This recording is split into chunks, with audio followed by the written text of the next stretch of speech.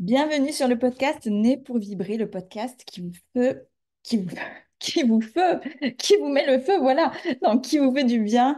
Je suis Samantha Mas, sophrologue master coach spécialisée en gestion émotionnelle, manifestation.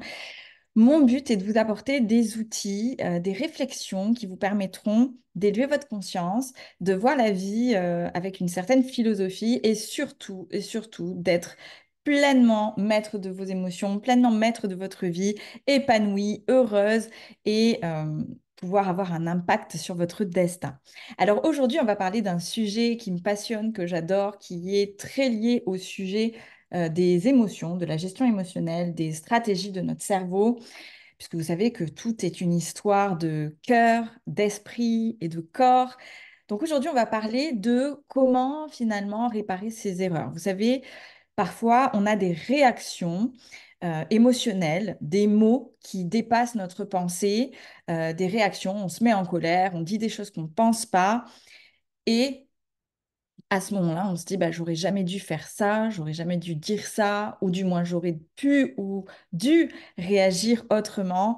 Quand on fait plein de reproches à notre conjoint, quand on se met à crier sur nos enfants, quand on a une mauvaise réaction face à notre patron, en tout cas, ce genre de réaction, ce sont des il y a des choses qui ont déclenché ça, et on va regarder les stratégies de votre cerveau quand on est dans ces choses-là. La première chose que j'ai envie de vous dire, c'est que ça arrive à tout le monde de merder. Et quand on merdouille, eh ben, on se sent un peu démuni face à cette situation. On a ce sentiment de honte, ce sentiment de culpabilité et on regrette absolument ce qu'on a fait. Donc, face à ces émotions, les gens, la majorité des gens, mais vous, ça va être différent parce que vous êtes en train d'écouter ce podcast, donc vous ne réagirez plus comme ça. Mais face à ces émotions de culpabilité, de honte, de regret, la majorité des gens adoptent une stratégie inconsciente. En fait, il y en a trois stratégies inconscientes. La première stratégie, c'est la minimisation. La deuxième, c'est l'évitement. Et la troisième, c'est l'accusation. Alors, quand je suis face à ces émotions, que j'ai réagi d'une mauvaise manière et que je ressens tout ça, la première chose, c'est que je vais chercher à minimiser la situation. Vous voyez, c'est ce genre de pensée où ce que vous avez fait, bah, vous vous dites que c'est pas si grave, que finalement, c'est pas vraiment votre faute, que vous aviez des circonstances atténuantes, que les personnes à qui vous avez fait ça ou vous avez dit ça, bah, elles s'en remettront, elles vont pas en faire tout un fromage et elles vont bien finir par passer à autre chose. Là, vous minimisez l'impact de ce qui a été fait. La deuxième stratégie, c'est l'évitement. C'est-à-dire que vous allez passer sous silence votre erreur en agissant comme si de rien n'était. Vous allez peut-être même changer de sujet ou vous allez éviter toute discussion comme s'il ne s'était absolument rien passé alors que vous savez très bien au fond de vous et que l'autre personne aussi, vous avez bien conscience que quelque chose a mal tourné entre vous, mais vous préférez le mettre sous le tapis. Vous savez, c'est la poussière qu'on met sous le tapis. Ou sinon, tout simplement, vous faites diversion, vous parlez d'autre chose, vous changez de sujet, ou aussi, vous prenez de la distance face à la personne. Parce que dans ces cas-là, vous fuyez l'inconfort de la confrontation. Vous ne voulez pas vous confronter, vous fuyez le conflit, par conséquent, vous prenez de la distance.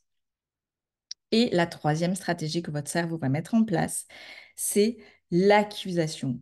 Vous allez commencer à vous blâmer. Oh, mais je suis nulle. Qu'est-ce que je suis nulle? Ce que j'ai fait, c'est irréparable. Il me reste plus rien à faire. Ou alors, vous tenez responsable l'autre de votre réaction.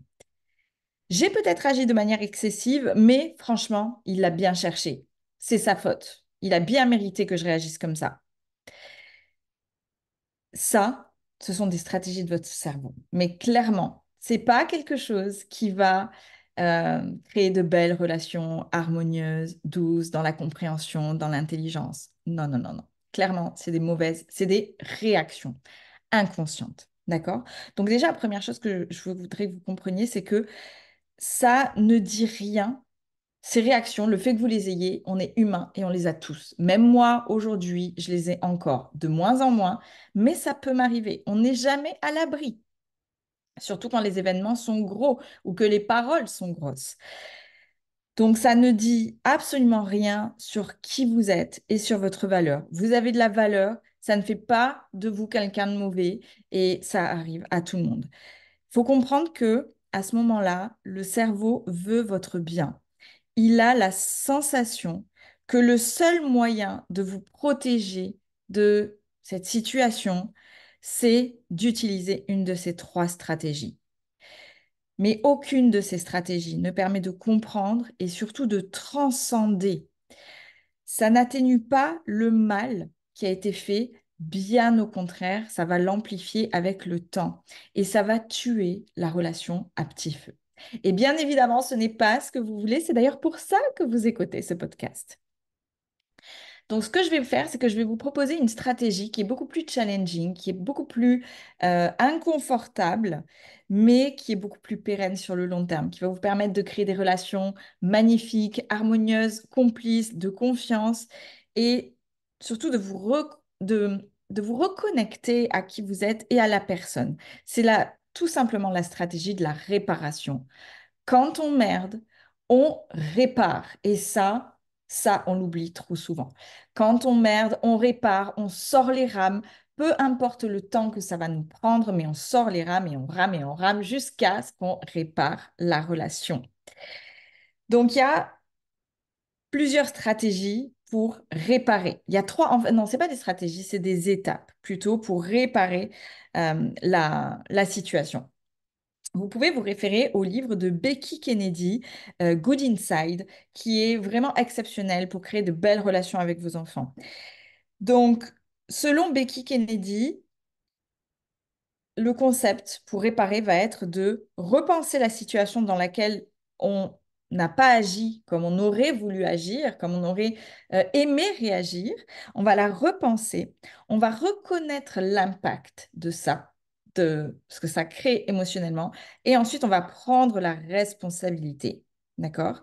Donc, je vous donne un exemple. Imaginons que votre enfant a laissé toutes ses affaires traîner dans sa chambre alors que ça fait plusieurs fois que vous lui avez dit de ranger sa chambre. Et au moment de partir à l'école, bah, tout est en bazar, vous perdez du temps, vous commencez à crier, vous lui hurlez dessus en disant non, mais j'en ai marre de toi, ça suffit, de toute façon, là c'est l'heure d'aller à l'école, t'as rien fait de ce que je t'ai demandé. Et vous vous disputez, vous l'amenez à l'école, et là, une fois que l'émotion est redescendue, bah, vous vous dites, oh là là, j'aurais pas dû réagir comme ça, c'était nul. Ou alors, vous minimisez, bon, bah, c'est pas grave, il passera à autre chose. Ou alors, bah, vous évitez le soir d'en reparler, ou tout simplement, bah, vous l'accusez de toute façon, il avait qu'à écouter ce que je lui ai dit, au moins, ça serait pas arrivé. Ça, c'est une stratégie, mais ça va pas créer des relations belles et harmonieuses. Autre sujet, vous avez passé une journée de merde au travail et vous rentrez le soir, la seule chose que vous avez envie, c'est de vous reposer, de manger un petit bout et d'aller vous coucher. Et là, vous rentrez, vous voyez votre chéri qui a affalé sur le canapé, il a rien foutu de sa journée, et tout est en vrac, tout est en bordel, il y a les jouets des enfants partout, il a rien rangé, vous avez même pas un truc à grignoter dans les placards. Et là, eh ben, vous l'accablez de reproches, vous lui tombez dessus, de toute façon, tu fais jamais rien, tu m'aides pas, c'est moi qui fais tout dans cette maison, et blablabla, et blablabla. Et ensuite, vous vous disputez, vous allez au lit, et le lendemain, bah, vous vous faites la tête. Et bah, finalement, vous culpabilisez, vous dites, oh, j'ai pas agi de la bonne manière, c'est pas ça que j'avais envie de lui dire. Vous culpabilisez et vous regrettez parce que bah, finalement, vous avez peur de le perdre. Vous avez conscience que c'est pas quelque chose de bien qui s'est passé. Donc, la première étape pour rentrer dans la réparation de ce qui a été fait, déjà, comprenez bien que à n'importe quel moment, ou n'importe quel moment, vous pouvez réparer. Tout le temps, tout le temps. Donc la première chose à faire, c'est prendre du recul sur ce qui s'est passé, prendre une grande inspiration, faire ce pas de côté et surtout dissocier ce que vous avez fait ou dit de ce que vous êtes. Ça ne diminue pas votre valeur et le comportement ne fait pas la personne. Ce n'est pas parce que vous avez agi comme ça, ce n'est pas parce que vous avez dit quelque chose de méchant que vous êtes une personne méchante ou que vous êtes une mauvaise personne. Vos actions ne vous définissent pas. Et ça, c'est très important de le comprendre. Le comportement ne fait pas la personne. Ce n'est pas parce que vous avez mal agi que ça veut dire que vous êtes une mauvaise personne 24 heures sur 24. D'accord? Personne n'a envie d'avoir le mauvais rôle. Personne n'a envie d'être une mauvaise personne. Personne n'a envie de reconnaître que ce qu'on a fait, bah, c'était pas bien. Parce que quand vous, vous avez la sensation que quand vous reconnaissez que ce que vous avez fait, c'est pas bien, bah, vous rentrez dans des jugements forts sur vous et vous vous déconnectez en fait de votre puissance, vous vous déconnectez de qui vous êtes. Alors que vous n'êtes pas ce que vous avez fait. Donc là, c'est la première étape, c'est de dissocier, et ça, c'est vraiment une étape très importante. Dissociez-vous de votre comportement. Vous n'êtes pas ce que vous faites. La deuxième étape, c'est que à partir de cet espace de douceur, d'autocompassion, de se dire, bah oui, j'ai agi, j'ai mal agi, mais ça ne veut pas dire que je suis une mauvaise personne tout le temps. À partir de cet espace d'autocompassion, vous allez rentrer dans ce qu'on appelle l'évaluation sans jugement.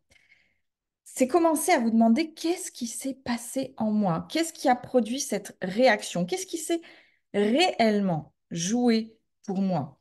Et vous allez voir que très souvent, si vous vous posez la question en profondeur, souvent, ce qui se cache derrière ce genre de réaction, c'est une sensation d'insécurité, d'impuissance ou de perte de contrôle. C'est votre système nerveux à ce moment-là qui se met en branle, qui se met en état de survie.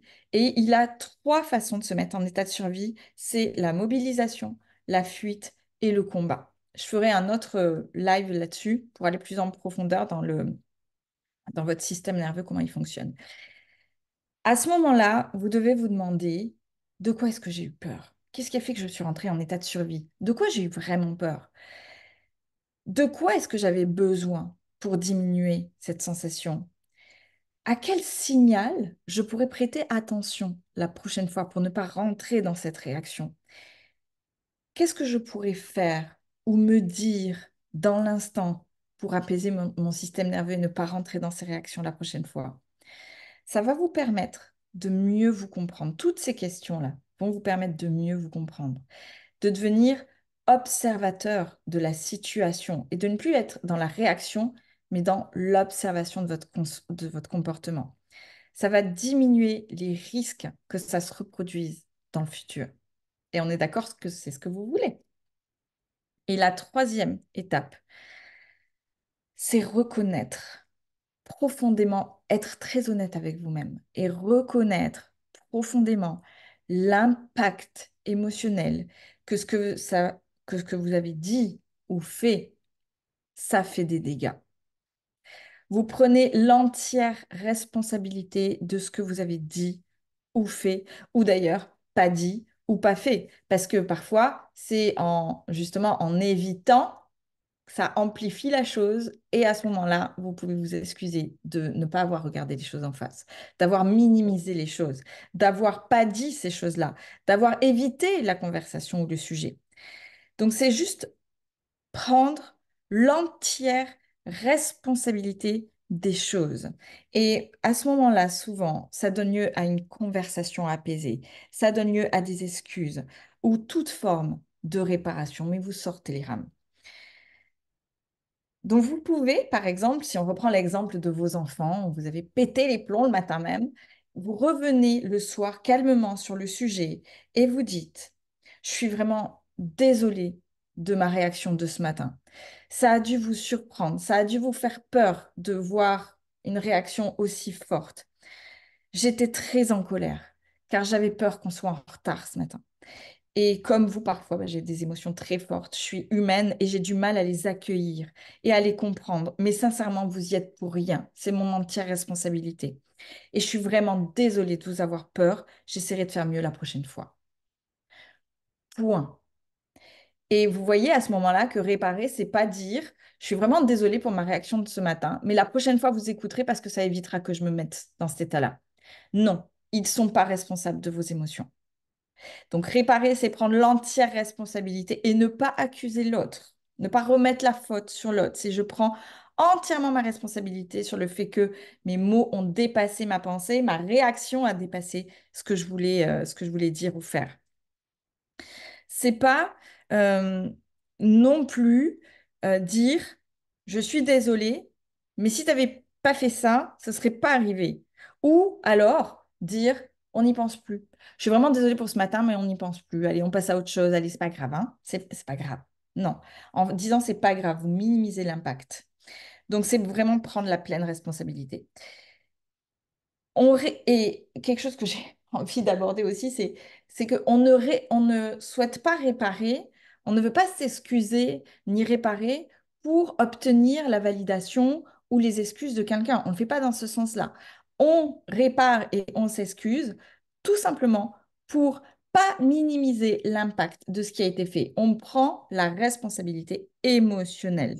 Et vous allez voir qu'en faisant ça, les personnes peuvent rentrer dans l'indulgence. Alors, je sais que c'est pas une notion très facile parce que ça veut dire, quelque part, en tout cas pour notre cerveau reptilien, pour notre cerveau qui date de Néandertal, hein, je le rappelle, ça veut dire qu'on a nui, entre guillemets, au groupe social duquel on appartient. Par conséquent, on est une menace, on devient forcément vulnérable parce qu'il ne faut pas oublier qu'à l'époque, quand on nuisait au groupe social, on pouvait être rejeté et qui voulait dire rejeté voulait dire mort hein, parce qu'on allait être face à des prédateurs. Donc, on devient vulnérable et par conséquent, on peut être rejeté de ce groupe-là.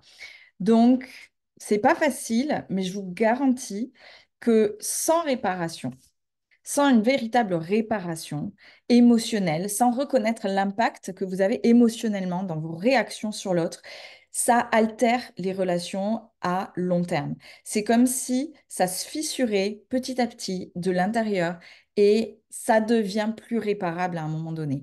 Alors que quand vous commencez à reprendre le pouvoir de vos réactions, personne n'est responsable de vos émotions, je vous le rappelle. Mettez en place ces trois étapes et vous allez voir que ça va profondément changer toutes les relations que vous avez dans votre vie, qu'elles soient professionnelles, personnelles, avec vos enfants, avec la famille, avec votre conjoint, vous allez rentrer dans quelque chose d'harmonieux, dans quelque chose de beau, dans quelque chose de complice, dans une profonde confiance. Vous ne vous sentirez plus menacé, vous serez pleinement en possession de vos moyens, vous serez dans votre pleine puissance. Voilà, j'espère que ça vous parle. En tout cas, je vous souhaite une très, très, très belle journée. Partagez cet épisode autour de vous, que nous puissions changer le monde ensemble. Parce que si tout le monde agissait et réagissait comme ça et réparait les blessures, ben, le monde s'en porterait tellement mieux. Partagez, mettez-moi 5 étoiles sur le podcast et n'hésitez pas à m'envoyer un message pour me dire ce que vous en avez pensé. Je vous embrasse très fort et n'oubliez pas, vous êtes nés pour vibrer.